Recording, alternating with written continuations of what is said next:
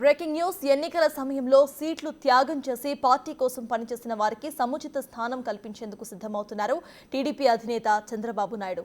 మొన్న నాగబాబుకు కేబినెట్ హోదా ఇస్తున్నట్లుగా ప్రకటిస్తే ఇప్పుడు వంగవీటి రాధ కూడా ఎమ్మెల్సీ కట్టబెడుతున్నట్లుగా తెలుస్తోంది. నిన్న ఏపీ సీఎం చంద్రబాబుతో వంగవీటి రాధ భేటీ అయ్యారు. సచివాలయానికి వచ్చిన రాధ సీఎంతో జరిగిన భేటీలో కీలక చర్చలు చేస్తున్నట్టుగా సమాచారం. వంగవీటికి టీడీపీ నుంచి ఎమ్మెల్సీ పదవి ఆఫర్ చేసే అవకాశం ఉందని రాజకీయ వర్గాల్లో చర్చ జరుగుతోంది. ఈ నేపథ్యంలో చంద్రబాబుతో రాధా భేటీ ప్రాధాన్యత సంతరించుకుంది. ఇటీవల రాధాతో మంత్రి నారా లోకేష్ సైతం భేటీ అయ్యారు.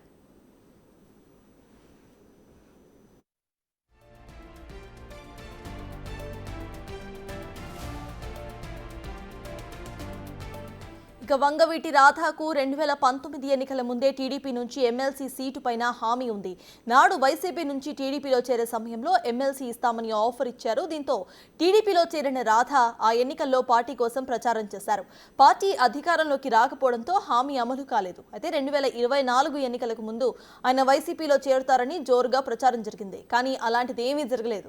కోరుకున్న నియోజకవర్గం నుంచి ఎమ్మెల్యే సీటు వస్తుందంటూ ఆ నిరాశ ఎదురైంది. అయితే ఆయన కూడా కూటమికి మద్దతుగా ప్రచారంలో పాల్గొనే ఉన్నారు. ఇక ఇప్పుడు చంద్రబాబుతో సమావేశంలో ప్రస్తుతం ఖాళీ అవుతున్న మండలి స్థానాల్లో ఒకటి రాధాకు ఇచ్చేలా హామీ లభించినట్లుగా తెలుస్తోంది. దీంతో త్వరలో భర్తీ అయ్యే సీట్లలో రాధాకు ఛాన్స్ ఖాయంగా కనిపిస్తోంది.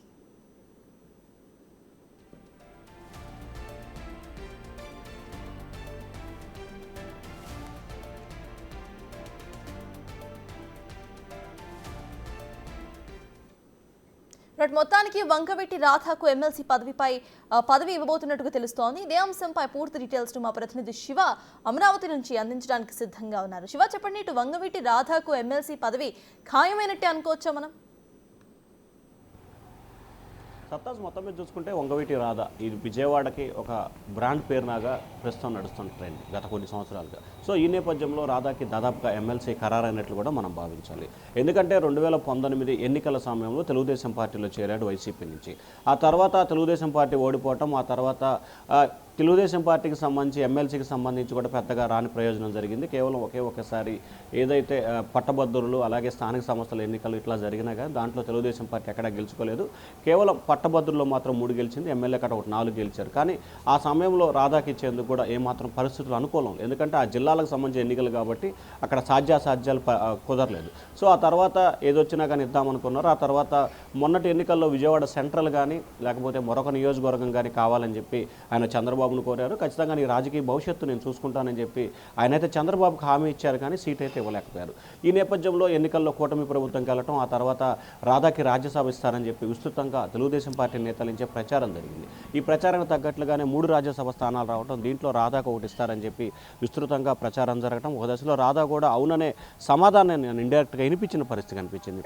ఆ తర్వాత ఎవరైతే 3 రాజీనామా చేశారో వారిలో 2కి తిరిగి కేటాయించడం, 3వ దాన్ని సానా సతీష్కి ఇవ్వడంతో కూడా రాధాకి స్థానం లభించలేదు. ఈ నేపథ్యంలో రాధా కొంత అసంతృప్తిగా ఉన్నారని చెప్పి కూడా చంద్రబాబు భావించారు. ఈ నేపథ్యంలో చంద్రబాబు తనని కలవాలంటూ కూడా రాధాకి సమాచారం ఇవ్వటం, ఆయన వెంటనే చంద్రబాబును భేటీ అవ్వటం, త్వరలో మార్చిలోపు 8 నుంచి 10 అసెంబ్లీ స్థానాలు శాసన మండలిలో టీడీపీ కోటాలో కూడా రాబోతున్నాయి. దానికి సంబంధించి అంటే రాజ్యసభ ఎమ్మెల్సీకి సంబంధించి ఎమ్మెల్యే కోట, స్థానిక సంస్థల కోట, గవర్నర్ కోట, ఈ 3 కోటాలకు సంబంధించి కూడా 8 నుంచి 10 స్థానాలు వస్తే దాంట్లో ఖచ్చితంగా నీకు మొదటి ప్రాధాన్యత ఇస్తానని చెప్పి కూడా చంద్రబాబు హామీ ఇచ్చినట్టు తెలుస్తూ ఉంది. ఈ హామీకి రాధా కూడా సుముఖత వ్యక్తం చేసినట్టు తెలుస్తూ ఉంది. వీలైనంత త్వరగా తనకి ఏదో ఒక రకంగా న్యాయం చేయాలి, కార్యకర్తలకి నాయకులకి కేడర్కి చెప్పుకోలేకపోతున్నానని చెప్పి కూడా రాధా చంద్రబాబు వద్ద ప్రస్తావించినట్టు తెలుస్తూ ఉంది.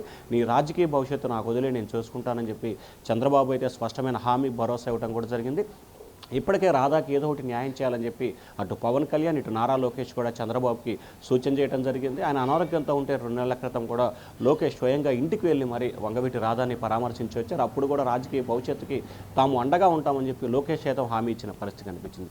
సో ఈ నేపథ్యంలోనే త్వరలోనే వంగవీటి రాధాని ఎమ్మెల్సీగా చూసే అవకాశాలు స్పష్టంగా కనిపిస్తూ ఉన్నాయని చెప్పి ఆయన అనుచరులు కార్యకర్తలు అయితే ఘంటాపదంగా చెప్తున్నారు. నిన్న సీఎంతో జరిగిన సమావేశాన్ని బట్టి చూస్తే కూడా రాధా మీడియాతో మాట్లాడలేదు, కానీ ఖచ్చితంగా చంద్రబాబు నా రాజకీయ భవిష్యత్తుకి భరోసా అని చెప్పి హామీ ఇచ్చారు. త్వరలో ఏదో ఒక అవకాశాన్ని కల్పిస్తానని చెప్పారు. అది కూడా ఉగాదిలోపే అన్నారని చెప్పి కూడా రాధా చెప్పడం, అంటే ఉగాదిలోపు ఇప్పుడు వచ్చే స్థానాలు ఏమీ లేవు కాబట్టి ఖచ్చితంగా ఒకటి ఉంటుంది, అది కూడా ఎమ్మెల్సీ స్థానాలు. సో ఎమ్మెల్సీ స్థానాలకు సంబంధించి రాధాకి భర్తీ చేసే అవకాశాలు ఉన్నట్లు కూడా తెలుస్తూ ఉన్నాయి. సత్తాస్. అయితే శివ, ఇటు పార్టీ అధికారంలో లేనప్పుడు పార్టీని అంటుపెట్టుకొని పార్టీ కోసం పనిచేస్తున్న కార్యకర్తలకు ఎవరైతే ఉన్నారో వాళ్ళందరికీ కూడా ఒక న్యాయం చేసే దిశగా ప్రెసెంట్ సీఎం పనిచేస్తున్నారని అనుకోవచ్చు. అంటే 100% ఎందుకంటే ఎవరైతే గత 5 సంవత్సరాల కాలంగా పార్టీకి అండగా ఉండి కార్యకర్తలకి ధైర్యాన్ని భరోసానిచ్చి సపోర్టుగా ఉన్నారో వారికే మొదటి ప్రాధాన్యత ఇస్తున్న పరిస్థితి కనిపిస్తూ ఉంది. వారితో పాటుగా మొన్నటి ఎన్నికల్లో టీడీపీ జనసేన బీజేపీతో పొత్తు పెట్టుకుంది. ఆ పొత్తులో భాగంగా దాదాపుగా 31 స్థానాలని తెలుగుదేశం పార్టీ మిత్రపక్షాలకు కేటాయించడం జరిగింది. అలాగే లోక్సభకు సంబంధించి 8 స్థానాలను కూడా కేటాయించడం జరిగింది. సో ఇక్కడ 31, 8 మంది దాదాపుగా 39 మంది, అలాగే మరొక 30 మంది సీటు త్యాగం చేయాల్సి వచ్చిన పరిస్థితి ఏర్పడింది. అక్కడ స్థానికంగా ఉన్న సమీకరణాలు కావచ్చు, కుల సమీకరణాలు కావచ్చు, సర్వేలో వారి పట్ల వ్యతిరేకత కావచ్చు, లేకపోతే రకరకాల కారణాలతో మొత్తం దాదాపుగా సీటు త్యాగం చేసిన వాళ్ళు అయితేమి, సీటు కోల్పోయిన వాళ్ళు అయితేనే మొత్తం కలిపి దాదాపుగా 80 మంది కీలకమైన నేతల్ని చంద్రబాబు గుర్తించారు. వారిలో మొన్న ఇచ్చిన దాదాపుగా 60 నామినేటెడ్ పోస్టులు, చైర్మన్ పోస్టులు ఇచ్చారు. దాంట్లోనే 15 నుంచి 20 మందిని భర్తీ చేశారు. మిగిలిన వారికి కొంతమందికి రాజ్యసభ స్థానాలు, మరికొంతమందికి ఎమ్మెల్సీ స్థానాలు, అలాగే మరికొంతమంది క్యాబినెట్ హోదా ర్యాంకులు ఇస్తానని చెప్పి చంద్రబాబు హామీ ఇచ్చారు. ఇట్లా ఒక్కొక్కరికి ఒక్కొక్క అవకాశాన్ని కల్పిస్తూ కూడా చంద్రబాబు ఎవరైతే సీట్లు త్యాగం చేశారో, పార్టీ కోసం కష్టపడ్డారో వారికి మొదటి ప్రాధాన్యత ఇస్తున్నారు. దానిలో భాగంగా ఇటీవల విడుదల చేసిన నామినేటెడ్ పోస్టుల విషయంలో కానీ, లేకపోతే ఇప్పుడు రాజ్యసభ, ఎందుకంటే కాకినాడ ఎంపీ రాజ్యసభ స్థానాన్ని సానా సతీష్ కోరటం జరిగింది. కానీ జనసేనకి వెళ్లడంతో ఆయన సీట్ త్యాగం చేశారు. సో ఆయన సంతృప్తిపరిచేందుకు ఆయనకు రాజ్యసభ స్థానం ఇవ్వడం జరిగింది. అట్లా రకరకాల కోణాలతో ఎవరైతే గత 5 సంవత్సరాలుగా పార్టీకి కార్యకర్తలకు అండగా ఉన్నారో వారందరికీ